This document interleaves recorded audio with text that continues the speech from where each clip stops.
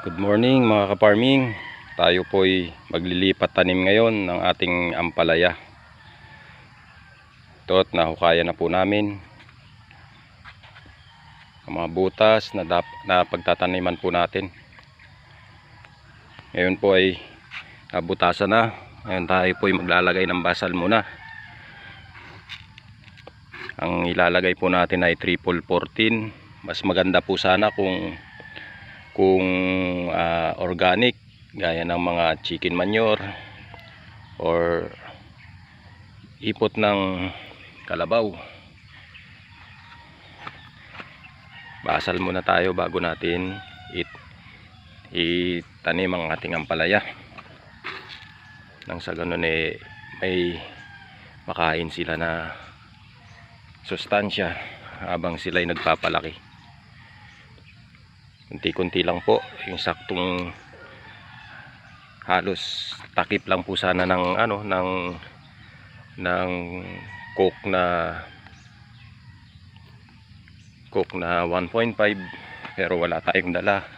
Ito'y tatansyahin na lang po natin.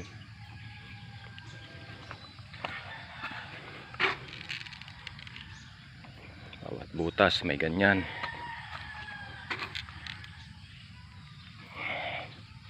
Yan po yung magsisilbi nilang pagkain.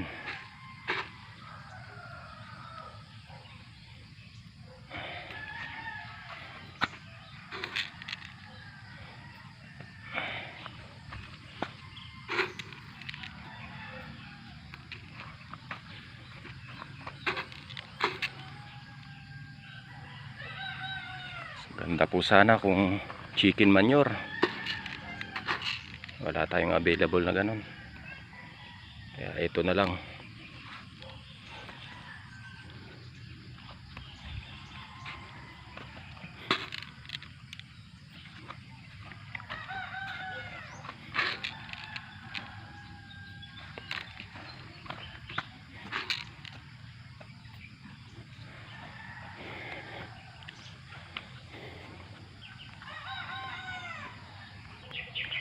Ito po ang itatanim natin, lilipat natin.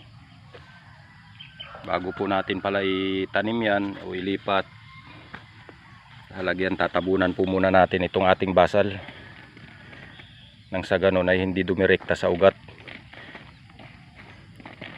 ng ating itatanim na ampalaya, para hindi masunog o mabigla ang ugat.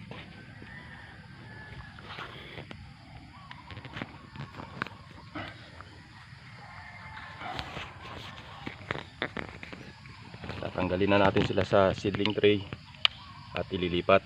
Dahan-dahan lang po para hindi maputol ang kanilang mga ugat. Ganyan lang. Yan. Simple lang po itong pagtatanim ng ampalaya.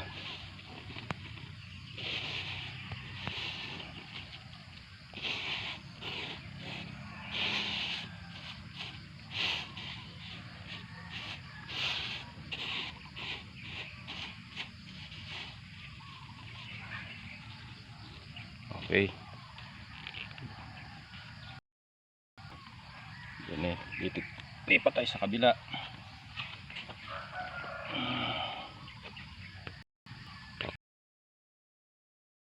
Tabo nasal para hindi umirekta sa kanilang ugat.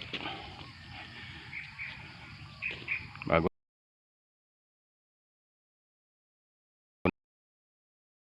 natin para hindi maputol.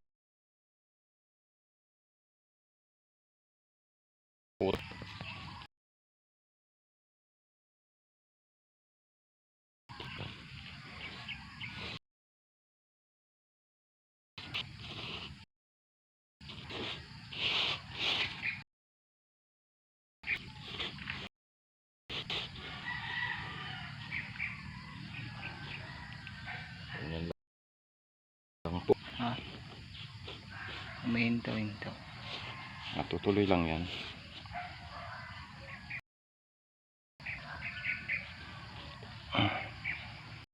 Yeah.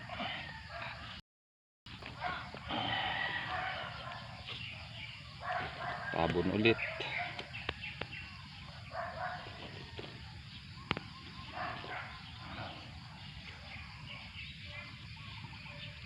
Yung iba hindi pa naka-germinate pero hindi pa sila lumalaki. Kaya yung iba na yan ay mahuhuli na po yan na maitanim.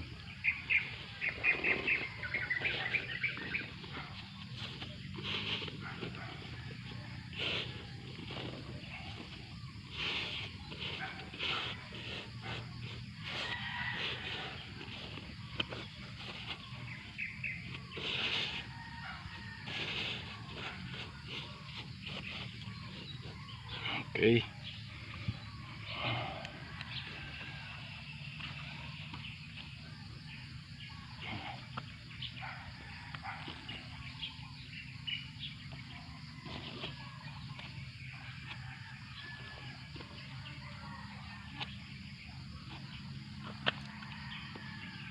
Sa paglilipat po natin ng tanim, ingatan po natin na hindi po maputol ang ugat para hindi po sila may stress.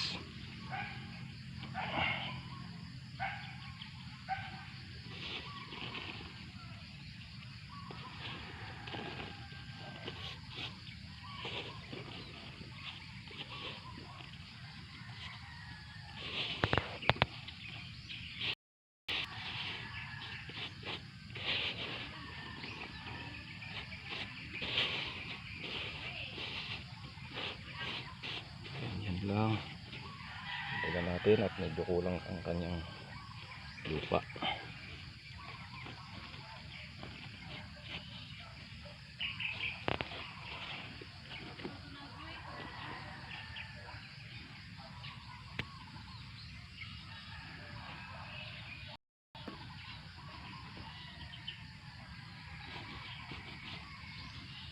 Okay.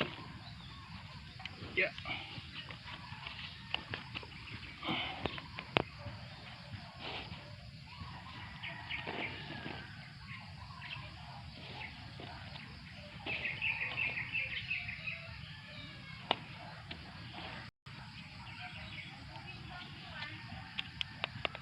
Ingat, dahan-dahan.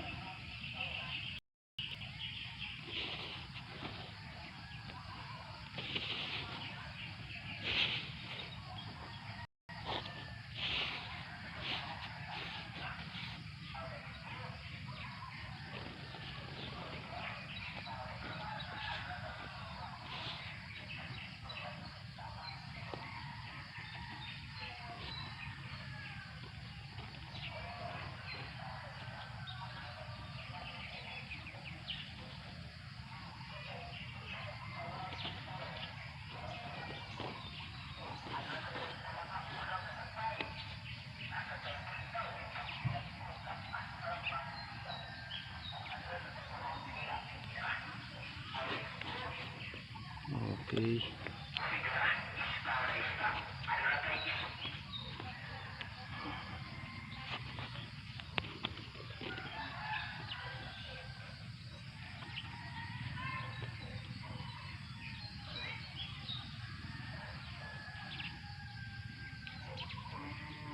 Ingat at baka maputol, sayang. Ganyan lang po.